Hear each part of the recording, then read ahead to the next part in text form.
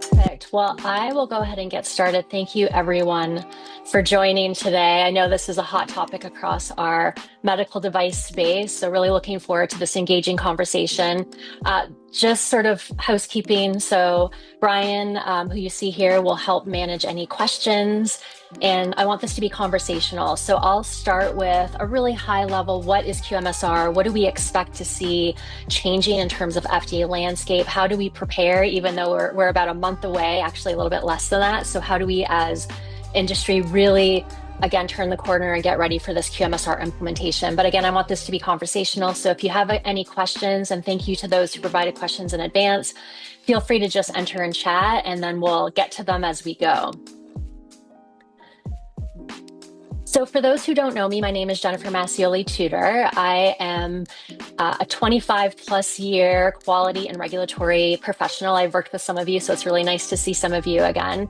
I historically, most of my career was spent in corporate America working for companies like Johnson & Johnson, Medtronic, Boston Scientific. I've also worked for some small and medium-sized companies as well.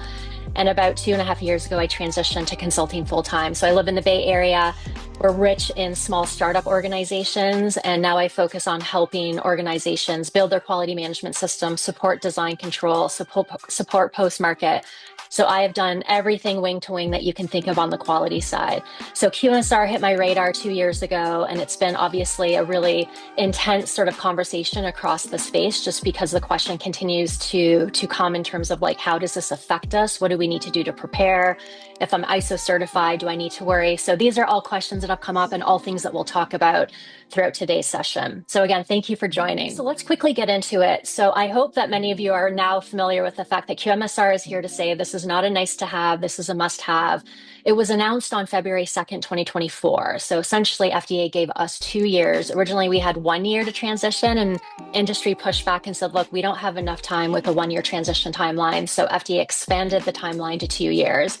The intent here is it's a simplification effort. So this is something that had been talked about for years, especially as we pivoted to ISO 13485 2016.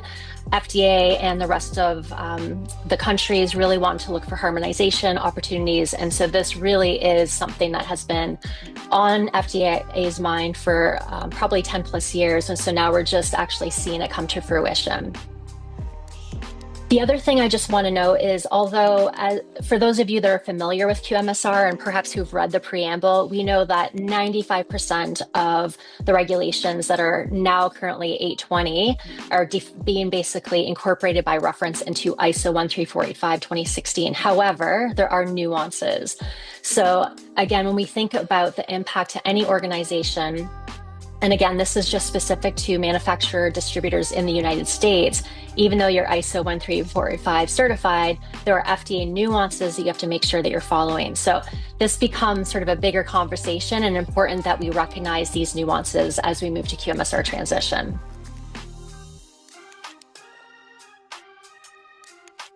When we think about FDA inspection techniques, so we've been used to the quality system inspection technique. For those of you who've gone through FDA inspections, there's a very different approach than a notified body.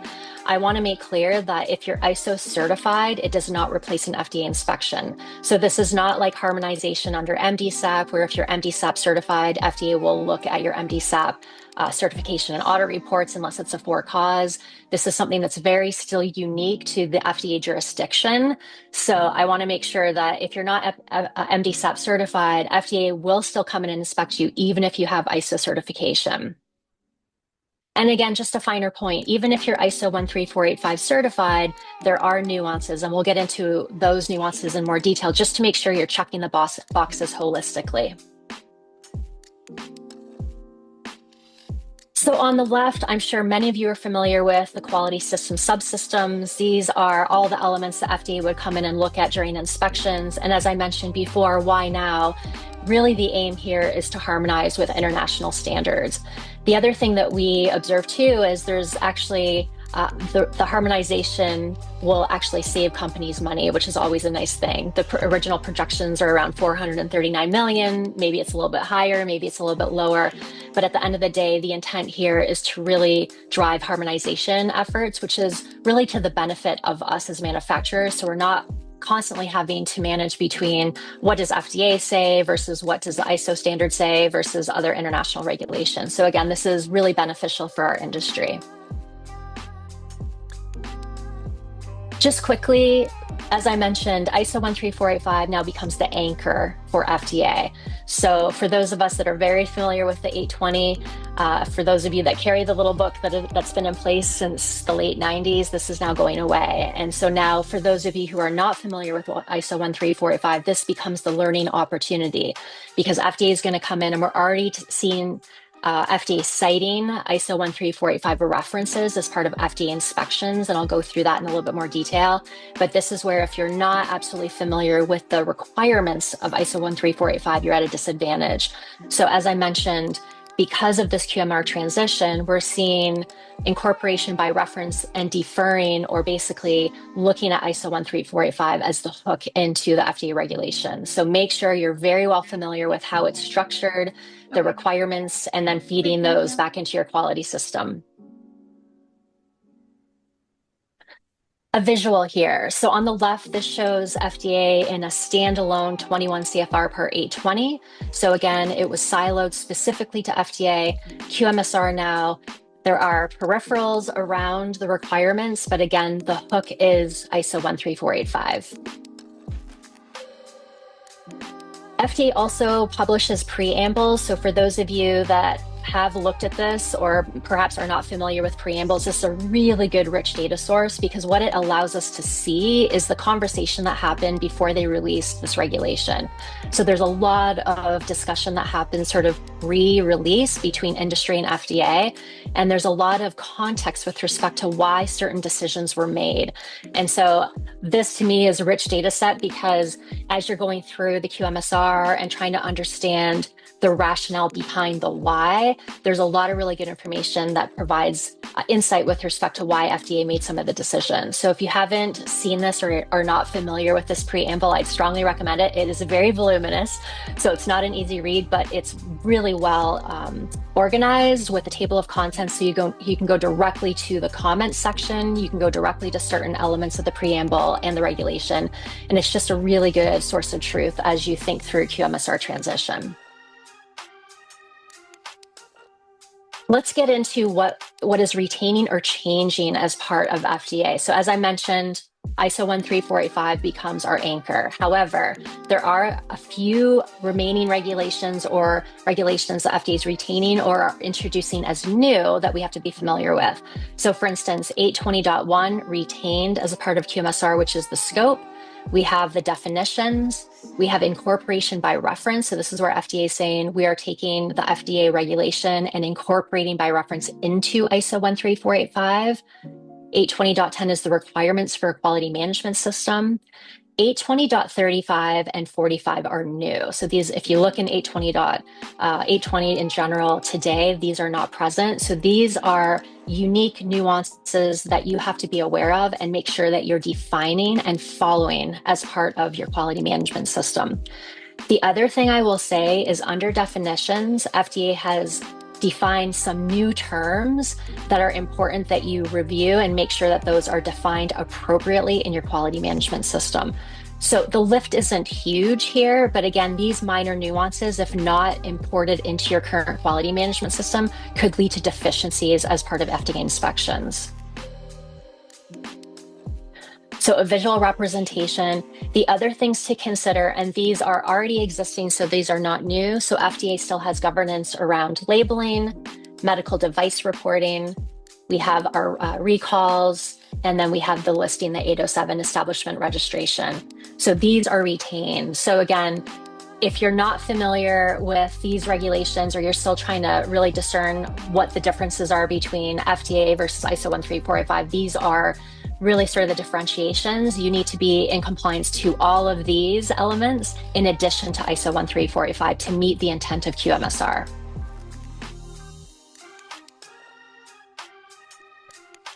The other big shift, and maybe it's not so big because many of us follow the standard 14971, which is risk management. But FDA historically has not really taken a position on risk management. It's been a little bit light in the sense of their enforcement of it. And now FDA is coming back and saying, look, originally as part of the quality system regulation, we really focus on risk management under the auspices of design control.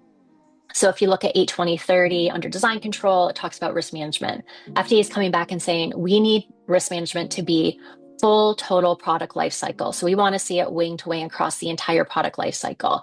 So as we're thinking about shifting, if you really only focused risk management on your design control activities and you haven't woven risk management into things like complaints, you haven't looked, if you're a capital equipment and you're looking at servicing or installation, you need to look at everything under the product umbrella to make sure that you're assessing risk appropriately. So this is something that they're going to be coming in and looking for specifically as part of their inspection technique. The other thing to note is when we think about risk is mentioned 36 times in the QMSR preamble alone. So we know it's an important element of shift for FDA. It's mentioned once in the 21 CFR 820. So again, really just want to emphasize the importance of looking at closed loop total quality management, making sure you're embedding risk as part of your entire total product lifecycle. Again, if you're following ISO 14971, you're almost there, but it's really important that you do your due diligence to make sure you don't have any gaps. The other thing to consider, as I mentioned, when you think about risk management, again, it's not just design control. If you outsource anything, you're looking at supplier controls. If you have software as part of your medical device, you need to look at software controls, training, management review. So how are you escalating any trends and assessing it as part of your management review? Purchasing process, validation, monitoring, measurement. So hopefully this gives you a good pictorial in terms of if you're only looking at risk through the lens of design, you are deficient already. So make sure as you go through your gap assessment and you're looking at risk as it pertains to your product, that you're looking at the entire product life cycle. The other big shift, and it's more terminology, but for those of us that use these terms on a daily basis, it's a shift. So the quality system record, device master record, design history file, device history record. So these are all terms that have been part of our repertoire for 20 years. Now FDA is saying, we don't want to really call these out specifically. We want to make sure that we have a medical device file.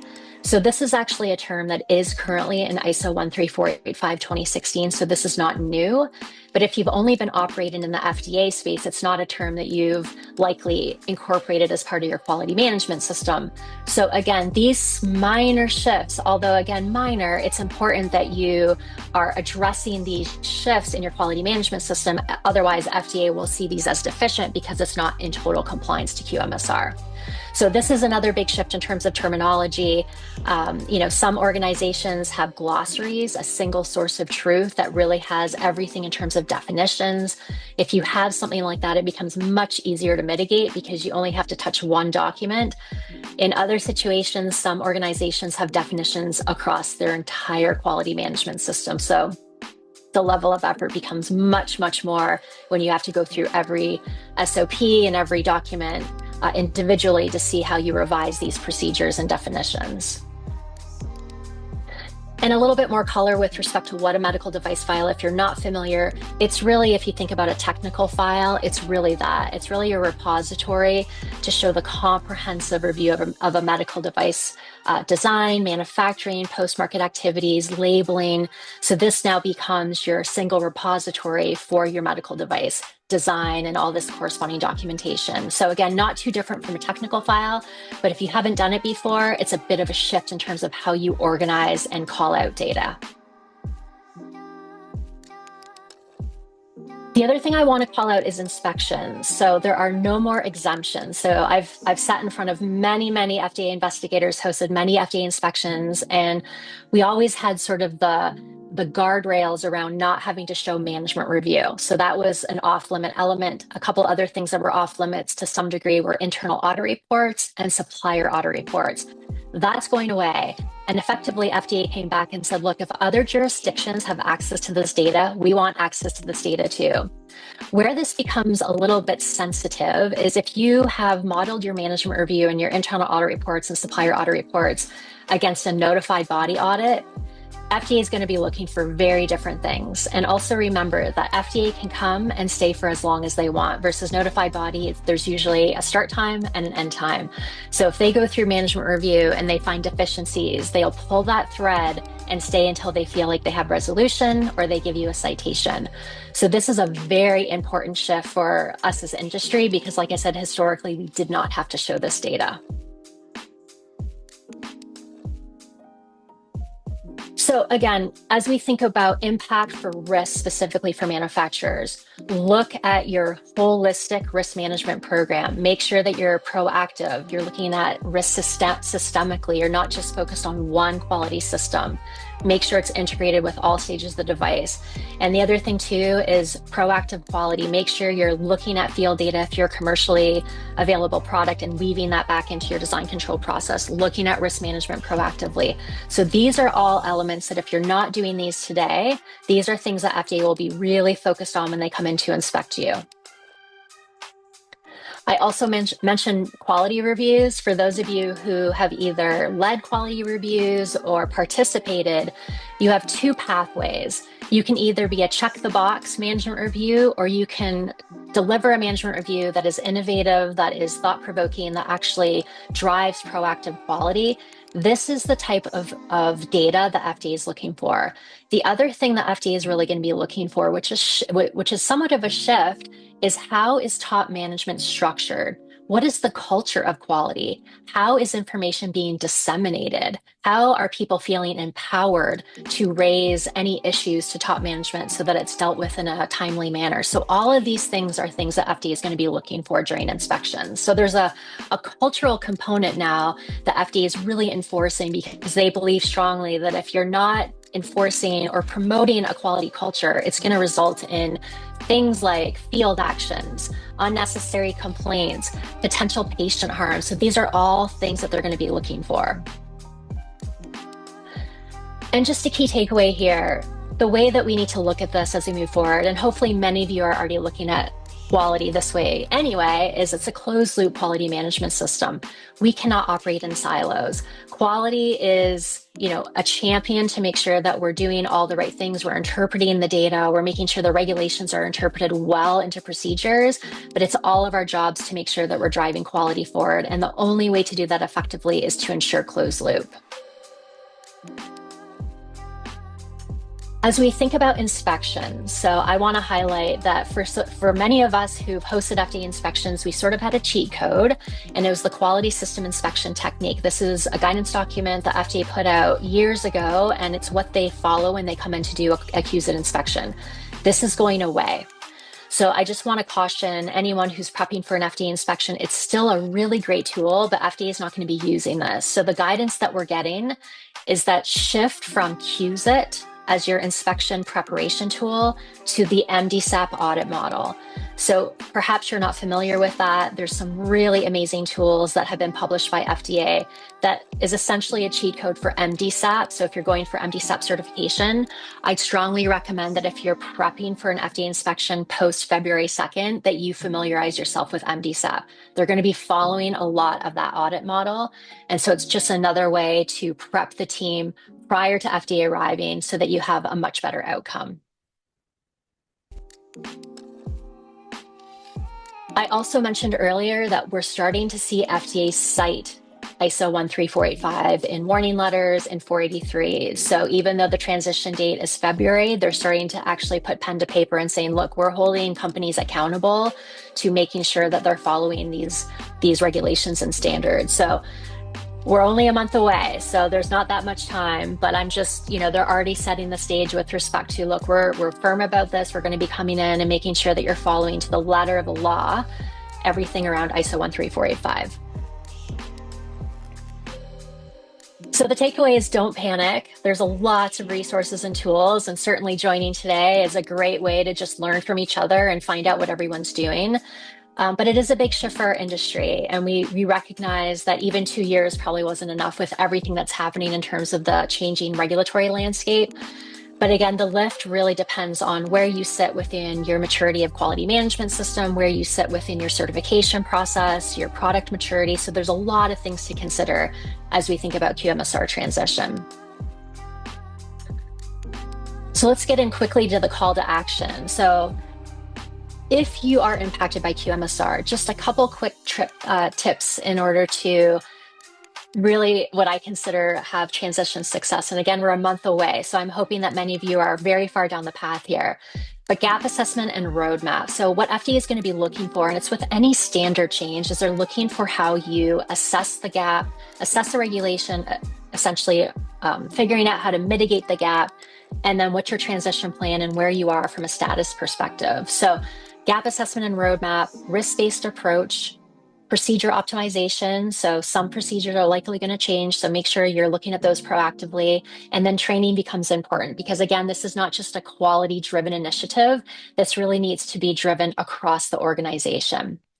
So with that, I would love to just turn it over to all of you, open it up for discussion. We did get a couple questions in advance that I'd love to get into, but hopefully this gave you, again, a very high level in terms of current thinking of FDA, some things that you should be taking away if you're sitting within a quality or regulatory space, and then how FDA is going to be looking at industry from an audit perspective as we transition beyond February. So Brian, do you want to kick us off?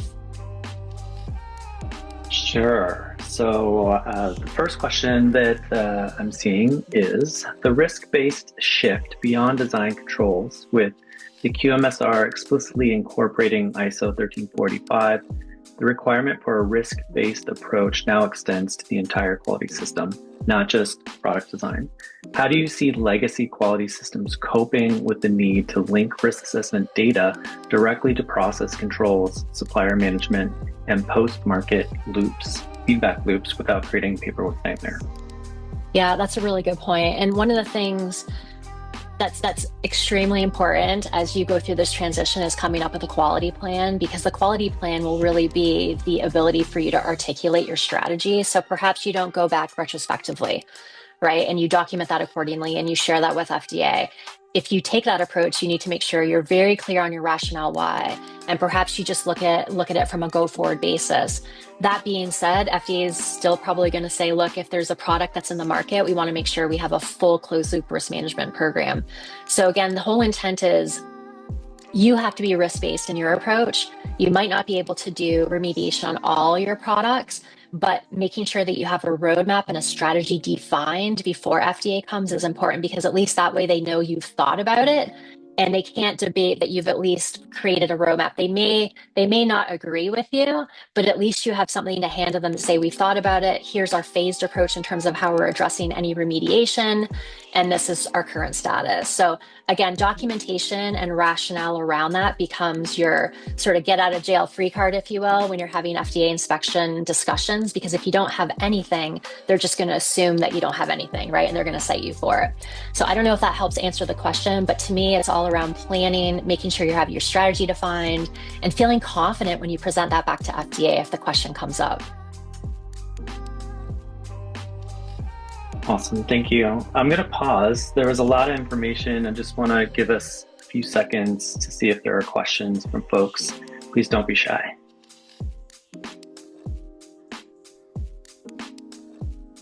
Also, if you don't want to speak out loud, feel free to drop the question in the chat and I can read it out loud. Okay, Jennifer, can you hear me? Yes, hello. Hi, my name is Orpha James and I'm a consultant on my own. I have done a couple of QMSRs, gap analysis, but I was interested in your viewpoint. To me, if my client has ISO 13485 and they're MDSAP, it seems like I don't have to do anything, but I do like your one bullet, which you'd said that it is some addition to ISO 13485. What is that? Because I didn't see it. You're talking about it later. Yeah, the additions are, as I mentioned, let me go back to that slide really quick. Okay. 820.35 is new and 820.45 is new. And mostly it's around complaints, what needs to be contained in a complaint handling record. So because 820.198 is going away, right? We're deferring it to ISO 13485. And so they've defined specifically what they want to see in a complaint record. And the 820.45 is around labeling. So it's really focused on UDI. So there are some nuances. Let me just go back quickly. And this is where the preamble is amazing because it will give you all the details specifically. And you're right. So 820.35 and 45 is really where we need to focus if you're MD-SAP and ISO 13485 certified. I will say, because I've heard that a lot, we don't need to do anything. I would respectfully push back and say you at least need to have a quality plan to show that you've assessed QMSR relative to your own QMS, so that at least from an FDA perspective, you have that as justification for either doing nothing or doing minor modifications to your QMS. So maybe the lift is not big, but you should at least have a quality plan that says very specifically that you did the assessment and these are the results. Okay, so 820.35 is about labeling, or 820.35, if you go into it, it basically talks about what is record. Yeah, exactly. Yeah. And 45 is around labeling. So when you read the regulations, it's not much. So it's, again, to your point, it's not like it's transformational, but it's enough of a shift to where you at least want to assess it as part of your quality management system. Okay. So in other words, we do have to make a quality plan in order to, if FDA walks in, because all my client has devices. So yes, if it walks in, so we need to just show that this is the gap assessment we performed. Exactly right. Yeah, like it doesn't have to be. Every other standard, when they change, they do give us 3 years to do that, Exactly right. And even more importantly, you have the quality plan. I also recommend to weave it into your quality management review as well to show that you're tracking it at the top management level. So it's not just a quality driven project, if you will. You're actually sharing the details with top management. And again, if no action's needed, great, you can just cite that specifically. But then again, FDA can tick and tie and sort of cross-check everything to make sure you have closed loop. So again, perhaps minor changes, but this closed loop concept and making sure that you're seeing everything across the quality management system will become very important with future FDA inspections. I see. I just attended, I don't know if you got that, FDA group has put a gap assessment check sheet. I don't know if you have done that or not. Yeah, I definitely have. I see. Can you show us that? I can share some components of it. Some of it's proprietary because I developed it myself. But you're right. There's definitely some checklists and things that other organizations that have put out there are equally effective.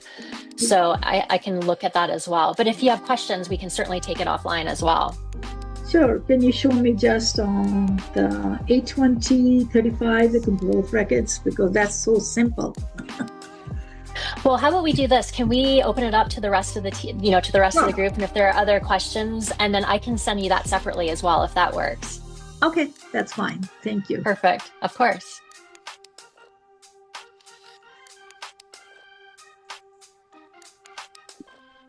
All right, we have a question.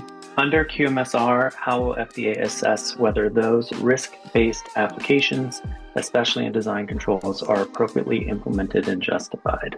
Thanks, Kos. So again, they'll come in and look at each of your quality system elements, and they'll see how things are connected across your total product lifecycle. So whether it's starting from post-market data and coming back into design control and making sure that you're having that closed loop and then assessing risk on top of that. An example is you get a complaint, you look at the complaint, perhaps you just look at it in isolation, but then you start to see a trend. Then you have to look at that complaint trend in relation to your risk management file, maybe some risk management hazard IDs or things like that specifically on things that you've already established. So they want to make sure that you're weaving post-market data into design, but also always looking at your risk management file to make sure that it's no longer theoretical. As we know, in some cases, when you first launch a product, you're basing your risk management or hazard ID or occurrence, things like that on theory, because you don't necessarily have field data. Once you start getting field data, FDA wants to make sure that you're weaving that back in and understanding, is it a higher risk than you thought, or lower risk? Is the occurrence higher, lower? So these are things that are really critical as you look across, your product life cycle. Does that answer your question? Can you hear me? Yes. Yeah, excellent. Thank you. Yeah, actually, I just wanted to connect with that. I used to have my previous experience in complaint management and all the, so I just wanted to keep on right now. I'm on the design control new role, and I just wanted to see how that connect. And you just explained exactly where I needed to understand it, because I'm actually working on that right now. Yeah, so I now with an example, I can now relate it even more. Yeah, and the other thing too is trending. So I don't know, some organizations are still trending manually, some have automation, but at the end of the day, your ability to look at whether it's complaint data, any other like CAPA data, service data, supplier data, and make sure that you're looking at how that then translates back to your risk management file becomes important. And that's hard to do because it's a cross-functional effort, right? So there's a lot of people that you need to bring in to really assess that data. You don't have to do it every month. Some organizations do it once a year. They do a post-market surveillance plan and report. And at least that way you have an output of all of that data that you've looked at, you've collated, you've aggregated, and you've made some decisions and recommendations. So to me, it's all around your strategy, your planning, and then the document that you generate that you can show FDA to show that you're doing all of this proactively.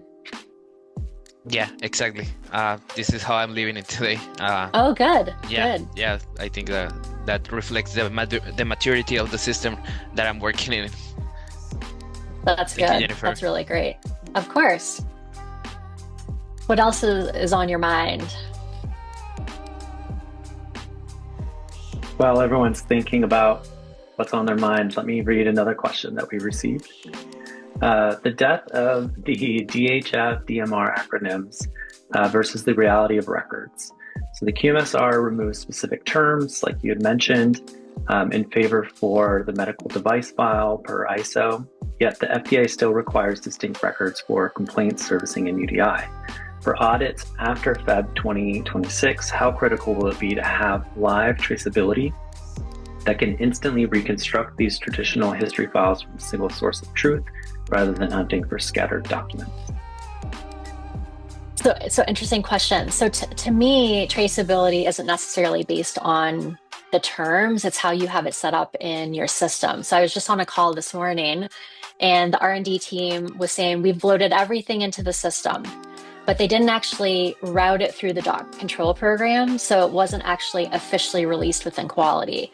So the terms are one thing, but it's full traceability to how you set up your infrastructure for your design history file or for your labeling or post-market. All that stuff becomes critical. The infrastructure setup becomes critical. The terminology to me is secondary. So if you're having a hard time reconstructing a design history file today, it doesn't matter what we call it. The medical device file will be hard to essentially trace. So the fundamental question for everyone is, can we trace today and really pull out all the specific data required for the device? Or are we challenged because of infrastructure, automation, tribal knowledge, like you name it? So that becomes, I think, the fundamental question that we have to ask ourselves. And from there, we can use that as a springboard to figure out, okay, then how does QMSR play into that as a strategy?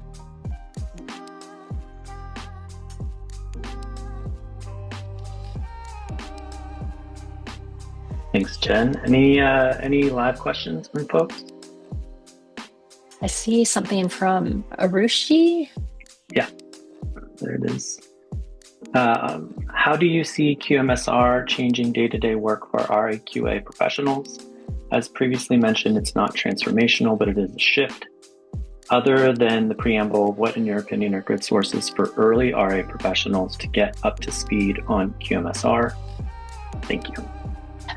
That's a great question. So I believe that quality and regulatory, our job is to make sure that we are always looking at things holistically. Like we are the ones that are orchestrating, understanding wing to wing total product lifecycle. because whether you're sitting on the design side, whether you're sitting on post-market, whether you're doing any other sort of quality or regulatory element within the quality system, it really is our obligation to go back to the teams and say, have you thought about XYZ? And again, this is where, whether you do management reviews every 6 months, every quarter, every year, having input meetings becomes critical. So if you have things like complaint review board, CAPA review board, supplier review boards, having that data real time and looking at it cross-functionally just ensures that you're, as a team, looking at things cross-functionally and also holistically. So I don't see that our job as quality and regulatory is changing because of QMSR. It's how do you see yourself as a quality professional and regulatory professional, facilitating that discussion across the business to make sure that we're pushing for proactive quality and closed loop. That's how I see sort of any big transition when it comes to regulations and standards.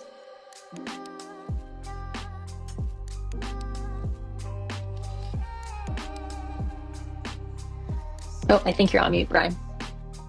Sorry, did that address the question, Arushi? Oh, one thing you asked about. I was on mute this whole time. That is super helpful. And that's how I see my view as I'm a regulatory affairs professional. That's my background. And I really feel like my whole job is just translating in different languages to different teams of what's important. So for me, that the only addition I have to that is the second part of my question. Like, what, in your opinion, if you're new to QMS especially, and now that it's shifting to QMSR, what in your opinion are really good sources to review and look into while you're kind of trying to facilitate that transition? I cannot say enough good things about FDA's availability. They have CDRH Learn. They actually just had a QMSR webinar yesterday. And so they have all this rich data that's free to us as the public. And there are so many topics. It goes from what is a 510K, what is a PMA, QMSR is in there, MDSAP's in there, design control. So they go element by element. And I just think it's such a rich data source, because it's coming from FDA. So we know exactly sort of their current thinking, but also it's all free. And it's both, you can download the PowerPoint or you can actually view the webinar. So you can hear FDA talk about the topic sort of from them. So I just have nothing but good things to say about CDRH and all the public data and learning that they provide for us, because it's something that is really important. So that's one big area, and there's a lot of other organizations.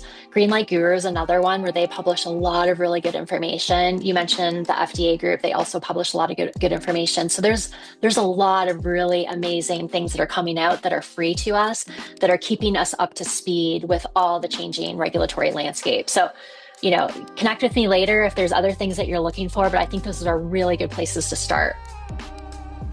Thank you so much. That's super helpful. Yeah. Okay, I just want to acknowledge, John, thanks for the comment. You're very welcome. Thanks for joining us. Any other live questions?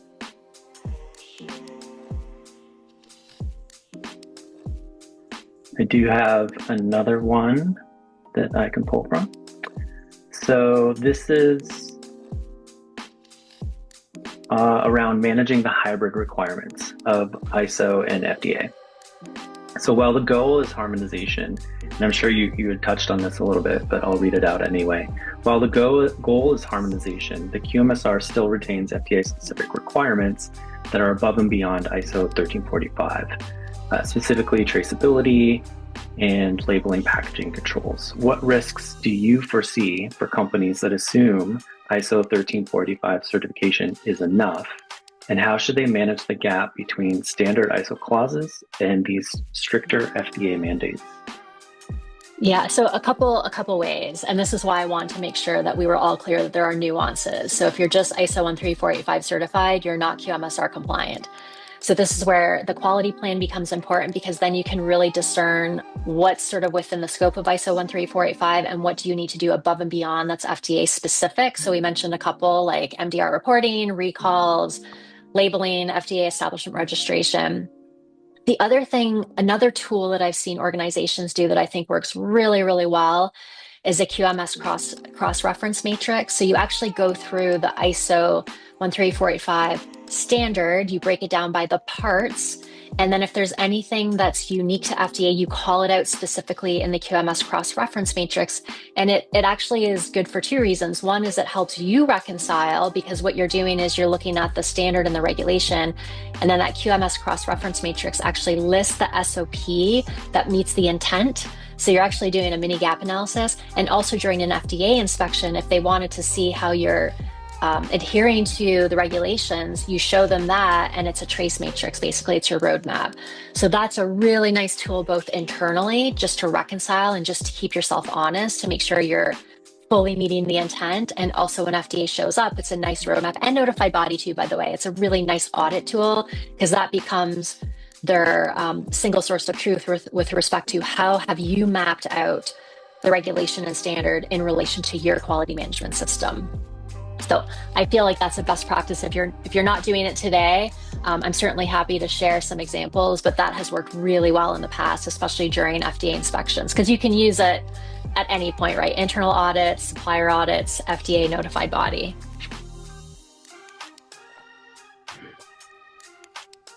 Okay, thanks, Orpa. Do you want to read it out? Yeah, sure. Oh, hold on a second.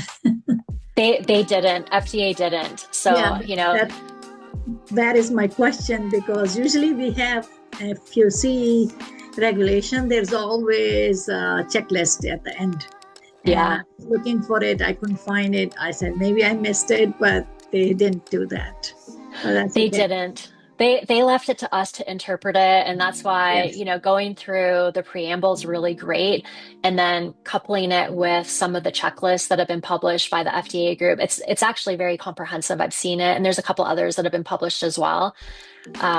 Again, if you're ISO 13485 certified, the lift isn't as much, but you do need to be familiar with these nuances. So yeah, unfortunately, FDA doesn't give us, the roadmap. They just tell us what we need to do. Like, what's the regulation? Now you go figure it out. Exactly. Thank you. Of course. Perfect. So maybe we just do one more question, Brian? Yeah, let me look at past sessions that you did and see if there's one. I like this one. If FDA inspected us tomorrow using QMSR expectations, where would we be most exposed? I think there are probably two big areas, and I've mentioned them. One is around risk. So again, the risk management piece is a shift just in terms of maybe it's just thinking, right? Like, how do we think about it as an organization? How do we divide and conquer across all the different functions, and then management review and internal audits and supplier audits? So if you have been looking at it through the lens of notified body, and usually it's check the box when it comes to notified body, you are going to be unpleasantly surprised when FDA comes in and they focus on all the red metrics that you have listed for complaints and late MDRs. And all of a sudden that turns into a 483. So this is rich data for FDA to come in and not only poke around and stay for as long as they want, but it's also really good data intelligence for potential 483 observations. So it really behooves organizations to go through their management review, meeting data, their inputs, consolidate, simplify, make sure you're focused on the right detail, because again, this is something that's a big shift. So those are the two areas where I've been advising companies to really spend the time. If you're going to spend the time anywhere, spend the time in those sort of four areas, if you will.